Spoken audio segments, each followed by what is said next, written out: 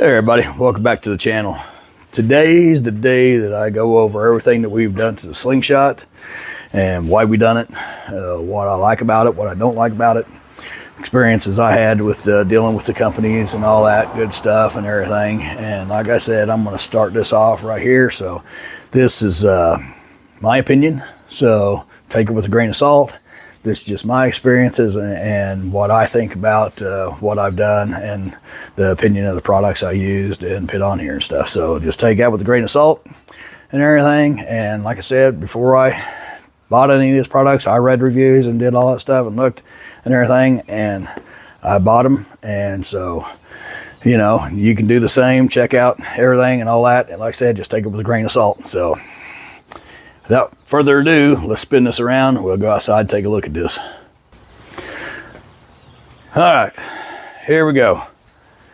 Make sure this is still recording and everything. So anyways, on the front end, you can see right down there, we put some fog lights in here and everything. We did do the sequential turn lights here and all that. I went with these fog lights because they look like they belong.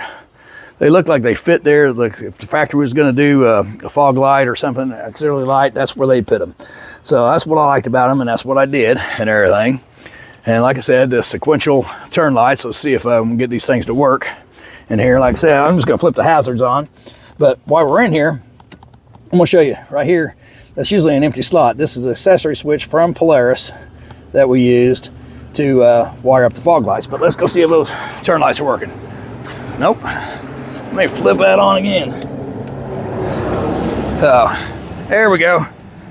So you can see, got the sequential turn lights and all that. Maybe people will see that. I don't know. But you know how people are in cars, they can't see nothing anyways, and all that unless it's on their phone. So anyways, we did that. The fog lights, like I said, I showed you that accessory switch inside. That's how I wired up the fog lights. When I called the company, I asked them, I said, hey man, have you ever done this? And all that. They said no. They really was pretty adamant on me not making a video to show them how to cut up their wiring harness and everything, which I understand. I get it. You know, I wouldn't want somebody, you know, cutting up my wiring harness and all that stuff and showing you how to do it. But I did order the wiring harness from it, and I'm gonna tell you, did not have one stitch of directions in it. I got a bag of wires. A couple other things said extension wires used only if needed. Well, we don't even know where the other wires go because you sent no directions and all that. But anyways, that said, it's wired up. It works. Like I said, I wired it to the accessory switch. I don't have to use that little push button switch that they come with. It's not wired directly to the battery and everything, so it's fused. It's switched power and all that, so I don't ever have to worry about leaving those lights on and all that. Still have to adjust them. Don't know how much adjustability there is actually on those. They say they're adjustable, but it don't look like there's much adjustment. Anyways, all right, coming to the side, and the engine, we did nothing to the engine. It is bone stock, no exhaust, no cold air intake, no nothing. So everything else. So we don't want to do anything to avoid the warranty on this thing and all that. So we did nothing to the engine. And that brings me to this. So the top. This is a Twist Dynamics top, and the reason why I went with them is I like the way they mount up back here. I like this. It mounts in here instead of setting up here on top and just propped up here and looks out of place. This looks like it's actually kind of made for it and everything, like it's supposed to be there and all that. So that's why I went with it. This is actually their Gen 2 top. Now on their website that shows the Gen 2 top, but it tells the Gen 3 description and all that. So the Gen 3 does not hook up like this. The Gen 3 bolts up here. And it may be my fault. Maybe I should have got the Gen 3 and all that stuff, but we'll get into that here in a minute. But anyways, it's a two-piece design, so it bolts together. Okay, in most fashion, you know, powder coating's thick and all that stuff, right? So we got this. These bolt holes would not line up, so I had to come in here and sand off all this powder coating on the grooves here where it meets together, the front and the back here. Sand all that powder coating off and all that stuff. This is aluminum, so I don't have to worry about it rusting to get these bolts to line up. So after we did that, no problem. things lined right up. But then where it bolts up down here, that was a fight. I don't know if it was a little tweak during shipping or what, but man, it was a fight. That was a downright fight to get those to line up down there. I was pulling and tugging and everything. I mean, we have a person on each side pulling and tugging and pushing and prying and everything to get these things to line up. We finally got it, it's on there and everything, but I should have stopped there and just been done with it and not even put it on. But anyhow, the problem I have is I'm 6'1", 225 pounds. Depending on what brand of jean I try on, I'm either a 32 or a 34 inseam. So anyways, right here, this is so tight, it's a pain in the butt for me to get in. Now, this thing is hard to get in. I mean, it's just terrible for me and everything. The canvas top, you have to stick your own, you have to do your own Velcro on the inside and all that. That's why the top ain't on yet, because I'm waiting for warmer weather so this Velcro don't peel off and all that. I personally sat in one with the Polaris excursion top on it, no problems.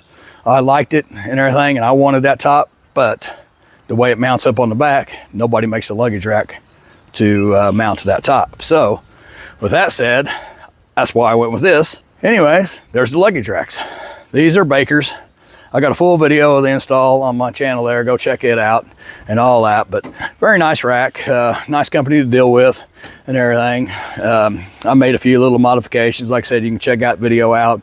But this is going to work out for us for long trips and all that and everything. So we'll looking forward to using those and everything. But enough with the bad stuff about the top and all that stuff. We're going to move to the inside, and I have nothing negative to say about the inside and everything, but I did put these little Amazon specials grab handles on there trying to help me get in and out, but I don't know if those are working too well either.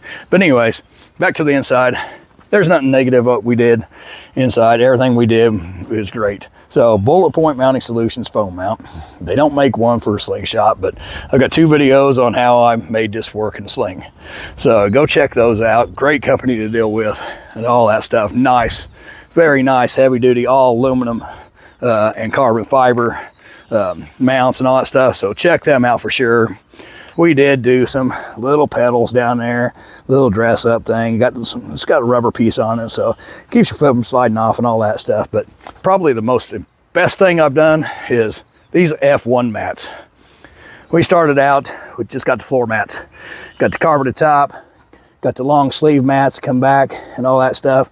We opted to get the pocket on the mats. In hindsight, I wish I would have got the logo that goes there. I think it looked a little cooler, but we ended up doing it all. We got the dash mounts, all the dash pads. We got the center console in the back. We got the armrest.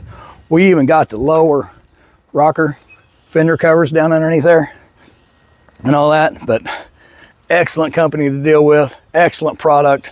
Totally changed the inside, the way it looks on the inside and all that. It looks like a nice high-end luxury car now instead of all that old hard plastic and all that stuff.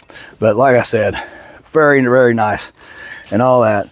A few other things we did do a glove box organizer.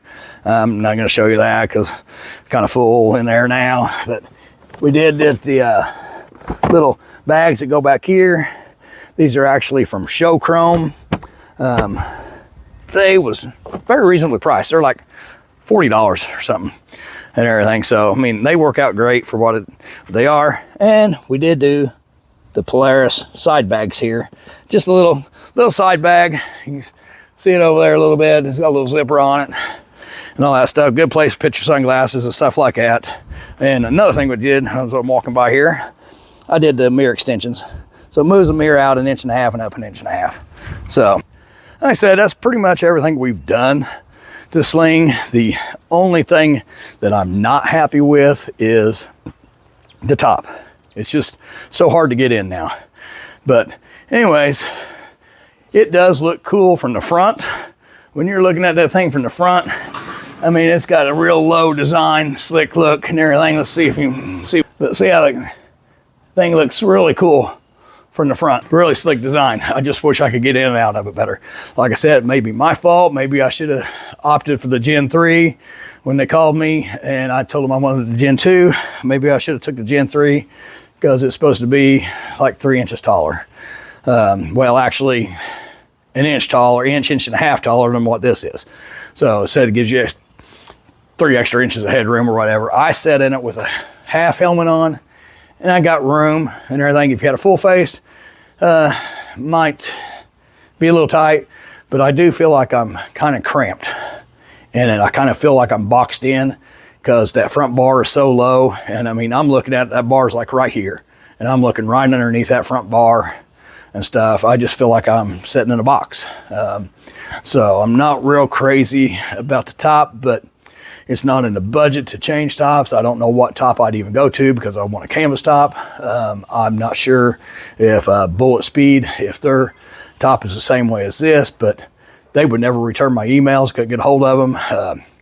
Places, Sling Mods, they stopped selling for a while. They said they'd get it back. I think it's finally back in stock now, but something about the company going through changes or something. So I can never find out any information and all that stuff. That's why I went with the Twist Dynamics. They call you back and email you and all that stuff and everything. And I didn't know it was so low in the front. So that was my fault. Like I said, this is just my opinion and what I'm experiencing with these products. So don't take and go, oh, that I'm saying they're junk or anything like that, because I'm not saying that at all. So just go check and do your own homework and check it out and everything. I didn't have the option of having to set in one that had this brand of top, or I would have. But like I said, I didn't have the option of the Polaris one, and I figured it'd be pretty close, and it's not. So anyways, guys, hit that like, subscribe, and all that stuff. Share this video. Go check out the other videos of the mods I did and all that stuff. Next time, we're probably going to be working on some Harleys. I got to get these two wheels, both of my baggers. I got to get them all freshened up, cleaned up, and all that stuff. And bad as I hate to say it, I'm probably going to be pitting them up for sale. I got the bobber back here. I'm probably going to have to do some work to it or pit it up for sale. But so we're going to have to get some stuff done there and all that. And until next time, you guys all take it easy.